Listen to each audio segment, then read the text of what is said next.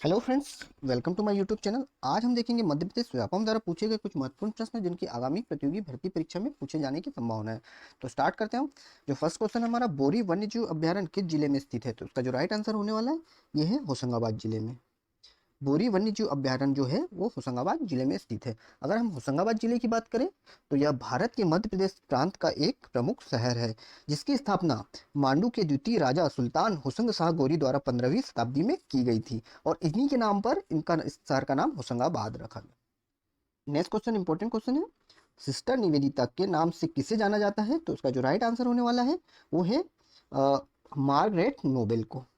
Friends, अगर हम sister Nivedita की बात की जाए तो यह एक ब्रिटिश आयरिश सामाजिक कार्यकर्ता, लेखिका, शिक्षक एवं इंपॉर्टेंट पॉइंट स्वामी विवेकानंद जी की शिष्य थी और इनका जो मूल नाम था वो था Margaret Elizabeth Noble.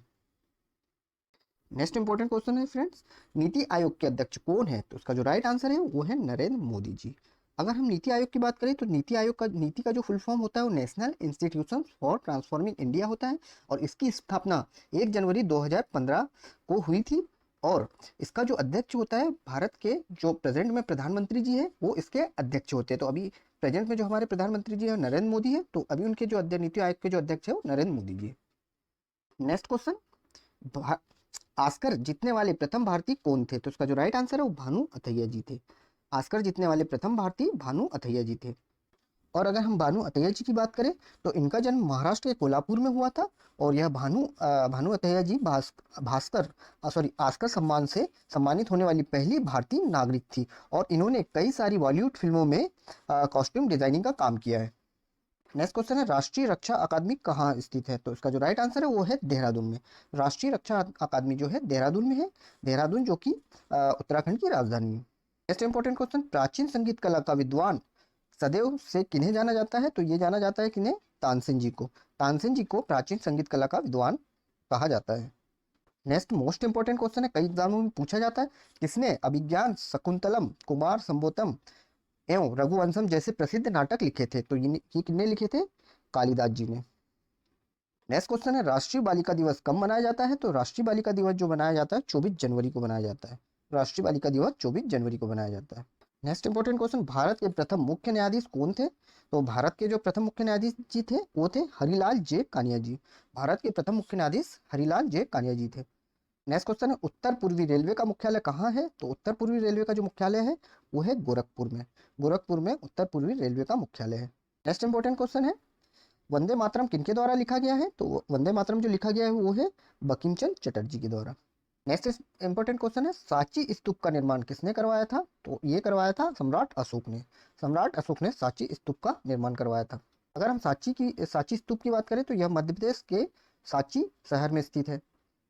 Next important question है, पशु के लिए एक ब्लड बैंक लॉन्च करने वाला सबसे पहला राज्य कौन सा बनेगा?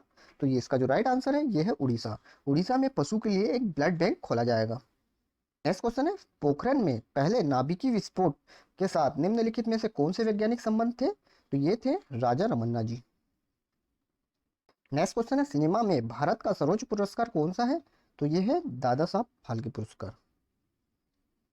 नेक्स्ट क्वेश्चन है, तानसेन संगीत समारोह कहाँ आयोजित किया जाता है? तो ये तानसेन संगीत समारोह है ये ग्वालियर में आयोजित किया जाता है। मोस्ट इंपोर्टेंट क्वेश्चन है।